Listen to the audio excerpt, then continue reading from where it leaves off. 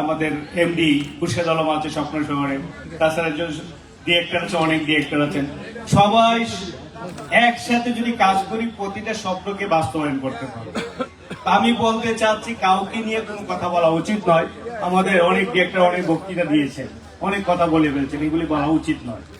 গোয়ালের দই গোয়ালে কিন্তু কখনো টক বলে না, তারটা মিষ্টি বলে।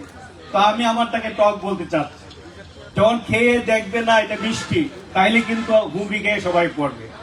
তাই আমি বলতে চাচ্ছি আপনাদের সকলের উদ্দেশ্যে, আপনারা যারা এসএমই হয়েছেন আরো এসএমই সৃষ্টি করবেন, আমাদের স্বপ্নটা যে আমরা বাস্তবায়ন করতে পারি। স্বপ্নের মধ্যে থেকে গেলে কিন্তু কাজ হবে না আমাদের দ্বারা। তো আমরা চাচ্ছি আমরা যে স্বপ্ন দেখেছি স্বপ্নটা যেন বাস্তবে রূপ দিতে পারি আপনাদের সহযোগিতা।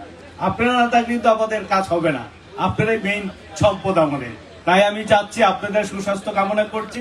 যেহেতু আমার বক্তৃতা পরে আছেন, আমি আবার পরে বক্তৃতা দিব। রফিকুল আলম সাহেব প্রেজেন্টেশন করবেন, ওনার প্রেজেন্টেশন দেখার পরে আবার কথা বলবেন আমরা। আল্লাহ হাফিজ সকলকে।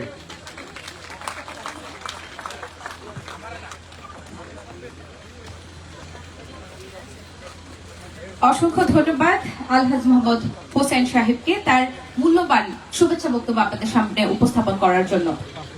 দর্শক এবং আমাদের আমন্ত্রিত সুধী, একটি প্রকল্পের সাফল্য নির্ভর করে তার বিপণন কৌশল, বিশ্বাসযোগ্যতা, দীর্ঘমেয়াদী সম্ভাবনার উপর। কারণ বিপণন শুধু বিক্রয় নয়, বিপণন হলো মানুষের আস্থা অর্জনের একটি শিল্প। স্বপ্নশহর প্রাইভেট লিমিটেডের এই মহৎ যাত্রায় কিভাবে একটি সুপরিকল্পিত বিপণন কৌশলের মাধ্যমে নিরাপদ বিনিয়োগ, টেকসই উন্নয়ন এবং গ্রাহকের আস্থাকে সর্বোচ্চ গুরুত্ব দেওয়া হয়েছে